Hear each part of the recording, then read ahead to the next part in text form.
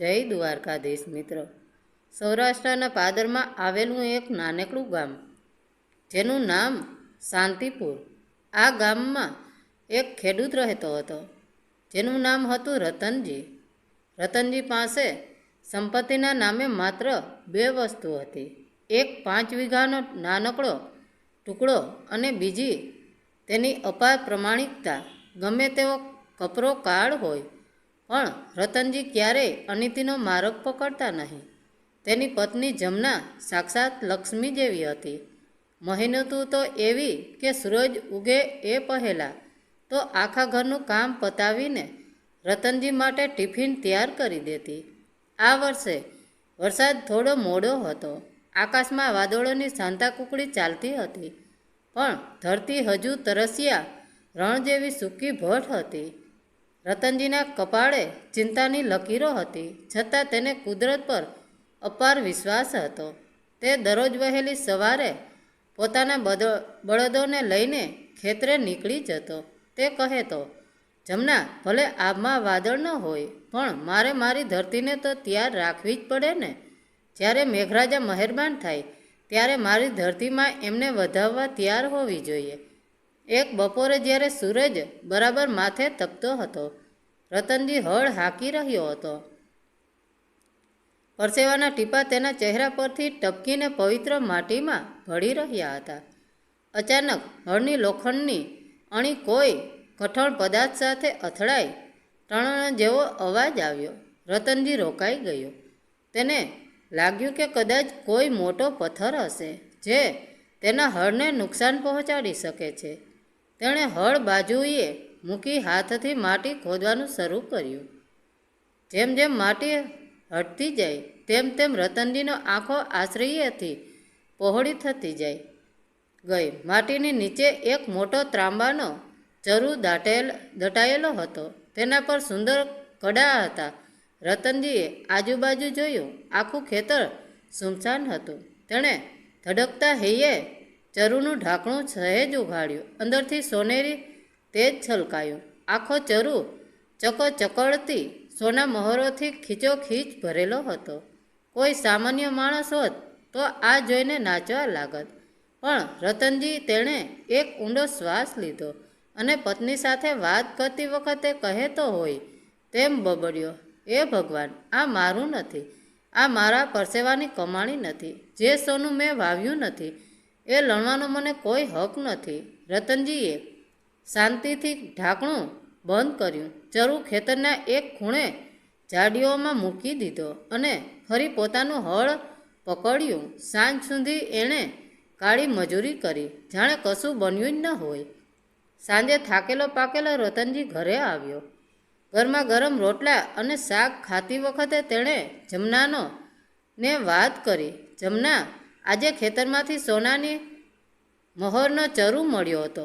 જમનાના હાથમાં રહેલો કોળિયો અધર રહી ગયો. તેની આંખોમાં ગરીબાના દિવસો અને ભવિષ્યની આશા એક સાથે તરી આવ્યા. તે બોલી ઉઠી, શું વાત કરો છો? અને તમે એને ત્યાં જ મૂકી આવ્યા?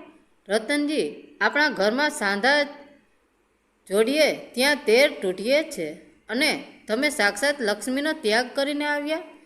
રતનજીએ હસીને જવાબ આપ્યો, જમના, હરામનું ધન પચતું નથી. જે ભગવાને આપણને આટલા વર્ષ સાચવ્યા છે એ આગળ પણ સાચવશે. અને જો એ મારા નસીબનું હશે ને તો ભગવાન એ મને ઘરે બેઠા આપશે. મારે એને ચોરી છુપીથી લાવવાની જરૂર નથી. જમના ગુસ્સે થઈ, તમે તો સાવ ભોળા ભગત જ રહ્યા. રાતના અંધારામાં હું હમણાં જ જાઉં છું અને એ ચરુ લઈ આવું છું. કંઈક કોઈ બીજું લઈ જશે તો આપણે હાથ ઘસતા રહી જઈશું. પણ વિધિના લેખ કંઈક અલગ જ હતા. જ્યારે રતનજી અને જમના વાત કરતા હતા ત્યારે તેમના ઘરના છાપરા પર 2 ચોર સંતાઈને આ બધું સાંભળી રહ્યા હતા. સોનાના ચરુની વાત સાંભળીને તેમની લાળ ટપકવા લાગી. શાંતિપુર ગામની એ રાત ખૂબ જ ઘેરી હતી. આકાશમાં વાદળોને કારણે ચંદ્ર પણ કંઈક છુપાઈ ગયો હતો. રતનજીના ઘરના છાપરા પર બેઠેલા 2 ચોર કાળુ અને ભીખુના મનમાં સોનાના લોભનો જ્વાળામુખી ફાટ્યો હતો. રતનજી અને જમનાની વાત પૂરી થઈ કે તરત જ બંને ચોર બિલાડીની જેમ છાપરા પરથી નીચે ઉતર્યા.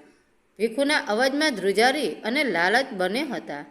અલિયા કાળું, સાંભળ્યું ને, પેલા ભોળા ભગત પાસે તો સોનાનો ખજાનો છે, પણ એને લાવવાની એનામાં તેવડ નથી. આપણે મોડું નથી કરવું, નહીંતર પેલી જમના ખેતરે પહોંચી જશે તો લૂંટાઈ જઈશું. કાળું, જે વધારે ચાલક હતો, તેણે મરક મરક હસતા કહ્યું, ચિંતા ન કર, મને રતનજીનું ખેતર બરાબર ખબર છે. ચાલ, આજે તો 7 પેઢી તરી જાય એટલું સોનું હાથ લાગવાનું છે. બંને જણા અંધારામાં ઓગળી ગયા અને ઝડપભેર ખેતર તરફ દોડ્યા. બીજી બાજુ ઘરે જમના મનમાં હજુ પણ અંજપો હતો. તેને રતનજીની વાત ગળે નહોતી ઉતરતી. તેણે મનોમન નક્કી કર્યું કે રતનજી ભલે ના કહે, પણ તે પોતે જઈને એ જરૂર લઈ આવશે.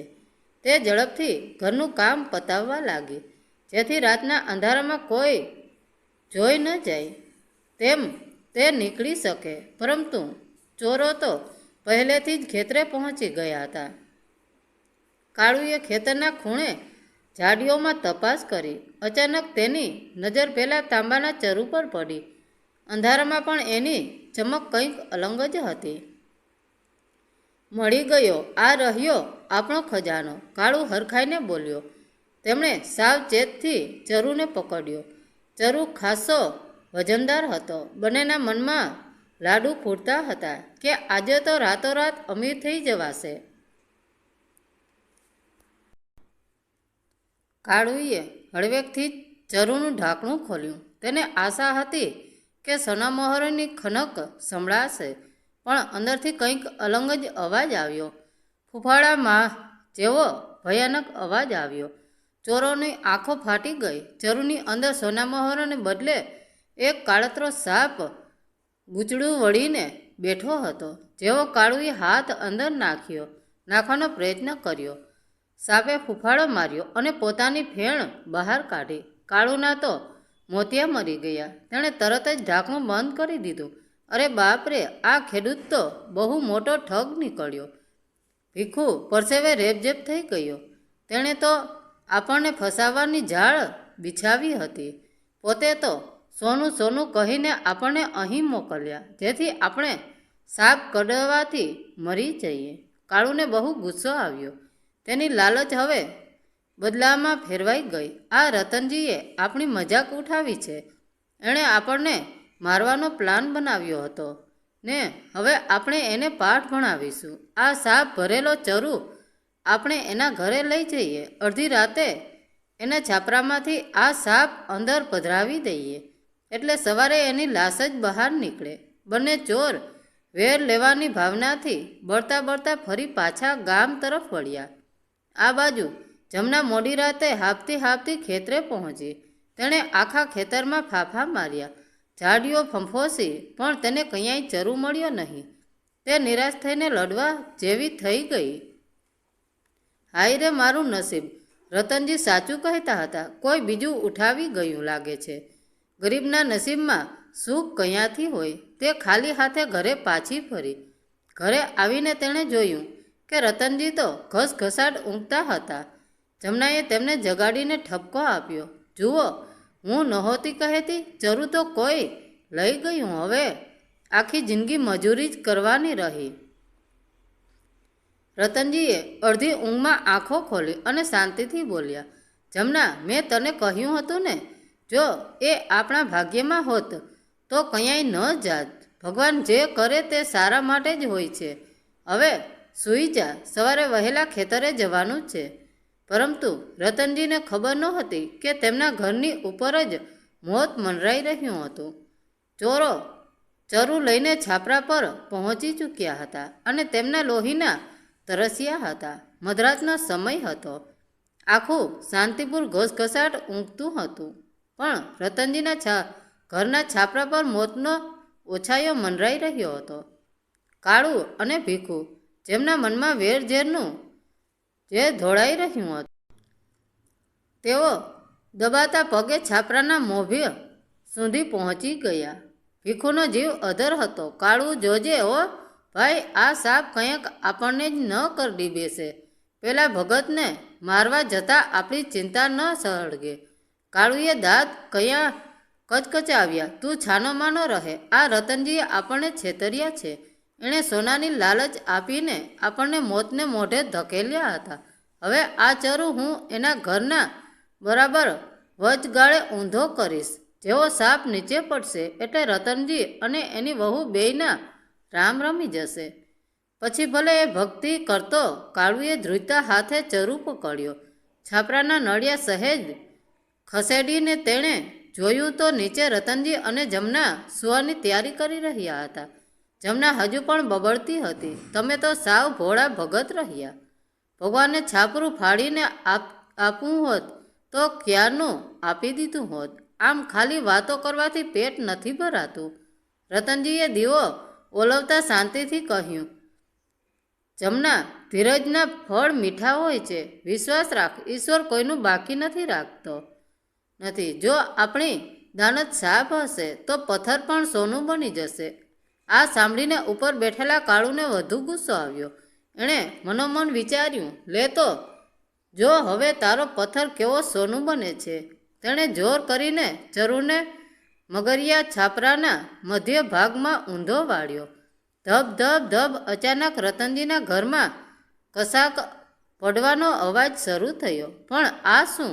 ચરુમાંથી સાપના ફૂફાડાને બદલે કંઈક ધાતુના અથડાવાનો મધુર રણકાર સંભળાયો. અંધારામાં ઓરડામાં જાણે વીજળીના ચમકારા થવા લાગ્યા. જમના ફટાફટ બેઠી થઈ ગઈ અને ધ્રુજતા હાથે દીવો પ્રગટાવ્યો. દીવાની જ્યોત જેવી પ્રગટી કે બંનેની આંખો અંજાઈ ગઈ. રતનજીના ઘરના ભોયે તળિયે ચળકતી સોનામહોરોનો ઢગલો થઈ રહ્યો હતો. ઉપરથી જાણે સોનાનો વરસાદ વરસી રહ્યો હોય તેમ એક પછી એક સિક્કા પડી રહ્યા હતા. છાપરા પરથી કાળુ અને ભીખુએ જ્યારે આ દ્રશ્ય જોયું ત્યારે તેમના હોશ ઉડી ગયા. તેમને તો સાપ દેખાયો હતો પણ નીચે તો સોનું વરસી રહ્યું હતું. કાળુ તો ફાટી આંખે જોતો જ રહ્યો. તેને સમજાયું નહીં કે તેની આંખો તેને છેતરી રહી હતી કે આ કોઈ દેવી શક્તિનો ખેલ હતો. તે ગભરાઈને ભીખુનો હાથ પકડીને ત્યાંથી ભાગ્યો. ભાગતા ભાગતા એના મનમાં એક જ વિચાર હતો, આ ખેડૂત કોઈ સાધારણ માણસ નથી. એની પર તો ઉપરવાળાનો હાથ છે. નીચે ઓરડામાં જમના તો શસ્તબંધ થઈ ગઈ હતી. તેની આંખોમાંથી હરખના આંસુ વહેવા લાગ્યા. તે સોનામહોરોને અડીને ખાતરી કરવા લાગી કે આ સપનું તો નથી ને. તેણે ગળગળા અવાજે કહ્યું, રતનજી જુઓ તો ખરા, આ તો એ જ સોનું છે જે તમે ખેતરમાં જોયું હતું. સાચે જ ભગવાને છાપરું ફાડીને આપ્યું. રતનજીની આંખો પણ ભીની હતી પણ એમાં લાલચ નહીં, કૃતજ્ઞતા હતી. તેણે હાથ જોડીને ઉપર આકાશ સામે જોયું અને બોલ્યો, હે મારા નાથ, તે મારી લાજ રાખી. મેં તો તારા પર ભરોસો મૂક્યો હતો પણ તે તો અણધાર્યું આપી દીધું. રતનજીના ઘરમાં સોના મહોરોનો ઢગલો જોઈને જમના તો જાણે ભાન ભૂલી ગઈ હતી. તે એક એક સોના મહોરોને આંખે વળગાડતી હતી પણ રતનજી હજુ પણ શાંત હતા. તેમના મનમાં એક જ પ્રશ્ન હતો કે ખેતરમાં પડેલો ચરુ અહીં છાપરામાંથી નીચે કેવી રીતે પડ્યો. આ કોઈ માણસનું કામ હતું કે ભગવાનનો સંકેત? ખરેખર તો એ ખેતરપાળ દેવોનો ચમત્કાર હતો. ગુજરાતની ધરતી પર એવી માન્યતા છે કે દરેક ખેતરની રક્ષા એક ખેતરપાળ સાપ કરતો હોય છે. જ્યારે પેલા ચોરોએ ખેતરમાં ચરુ ખોલ્યો ત્યારે સાક્ષાત ખેતરપાળ દેવ સાપ બનીને સોનાના રક્ષણ માટે તેમાં બિરાજમાન હતા. ચોરોની દાનત ખોટી હતી એટલે તેમને માત્ર સાપ દેખાયો. પરંતુ જ્યારે એ ચરુ રતનજીને છાપરેથી ઊંધો વાળ્યો ત્યારે એ સાપ અદૃશ્ય થઈને ખેતરમાં પાછો ચાલ્યો ગયો અને અંદર છુપાયેલું સોનું રતનજીના નસીબ મુજબ ઘરમાં વરસી પડ્યું. સવાર પડી. રતનજીએ આ બધી સોનામહોરો એકઠી કરી. જમનાને લાગ્યું કે હવે તેઓ ગામના સૌથી મોટા શેઠ ગણાશે. પણ રતનજીના મનમાં કંઈક અલગ જ હતું. તેમણે બધી સનમહારો પોટલામાં બાંધી અને સીધા ગામના ચોરે પહોંચ્યા. ગામના સરપંચ અને પંચાયતને બોલાવીને તેમણે બધી હકીકત કહી સંભળાવી. રતનજી બોલ્યા, બાપા, આ ધન મને ખેતરમાંથી મળ્યું છે. આ મારા પરસેવાની કમાણી નથી. ભલે એ મારા ઘરમાં વરસી, પણ એ ધરતી માતાની અમાનત છે. હું આમાંથી માત્ર એટલું જ રાખીશ જેટલી મારે જરૂર છે.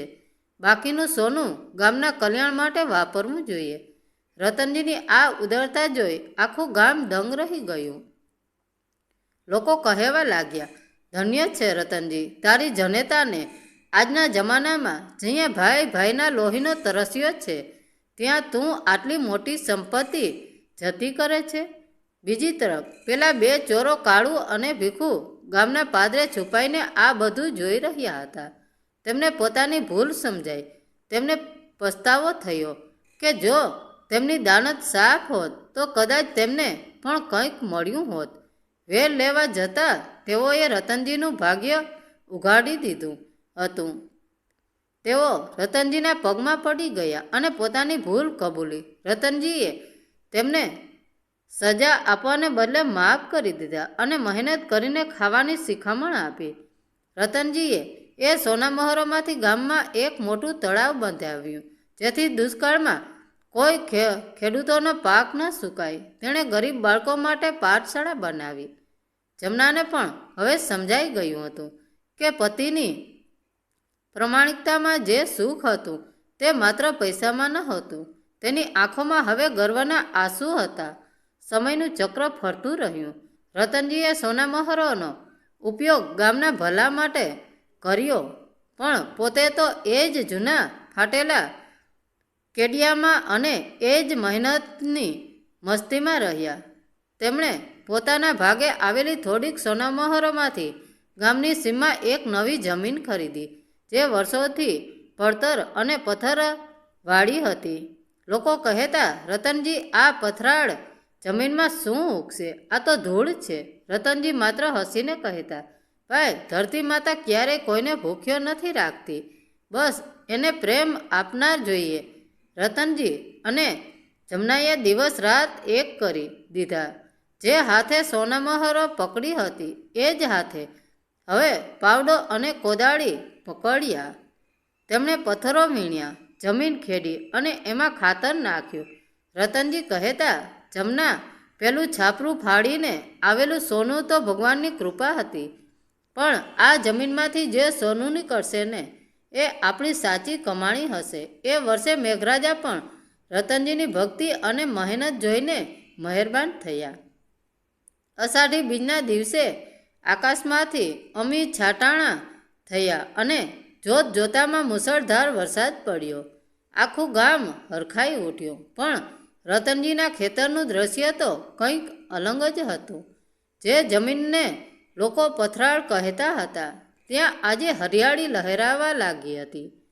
જ્યારે લાગણીની ઋતુ આવી ત્યારે રતનજીના ખેતરમાં બાજરીના ડુંડા સોનાની જેમ ચમકતા હતા. દાણા એટલા ભરાવદાર અને તેજસ્વી હતા કે આખા પંથકમાં એવો પાક નહોતો ક્યાંય થયો. રતનજીએ જ્યારે એ પાક બજારમાં વહેંચ્યો ત્યારે તેમને જે મહેનત તાણું મળ્યું એ કોઈ ખજાનાથી કમ નહોતું. જમનાની આંખોમાં આજે સંતોષના આંસુ હતા. તેણે રતનજીનો હાથ પકડીને કહ્યું, આજે મને સમજાયું કે મહેનતથી મળેલા 1 રૂપિયાનો આનંદ મફતમાં મળેલી લાખ મહોરો કરતાં પણ મોટો હોય છે. રતનજી અને જમનાએ પોતાના જીવનના અંતિમ શ્વાસ સુધી ગામની સેવા કરી. આજે પણ શાંતિપુર ગામમાં એ તળાવના કિનારે રતનજીની વાતો થાય છે. લોકો પોતાના બાળકોને એક ખેડૂતની વાર્તા સંભળાવે છે, જેણે સોનાના ચરુને ઠોકર મારી હતી અને પરસેવાથી પથ્થરોમાં પણ સોનું ઉગાવ્યું હતું. આ વાર્તા આપણને શીખવે છે કે પ્રમાણિકતા અને સખત મહેનત એ જ સાચું નસીબ છે. હરામનું ધન સાપ બનીને ડંખે છે, જ્યારે પરસેવાની કમાણી ભગવાનનો પ્રસાદ બનીને છાપરું ફાડીને વરસે છે. મિત્રો, વાર્તા કેવી લાગી? સારી લાગી હોય તો કોમેન્ટ કરીને જરૂર જણાવજો. ધન્યવાદ મિત્રો. રાધે રાધે. જય દ્વારકાધીશ.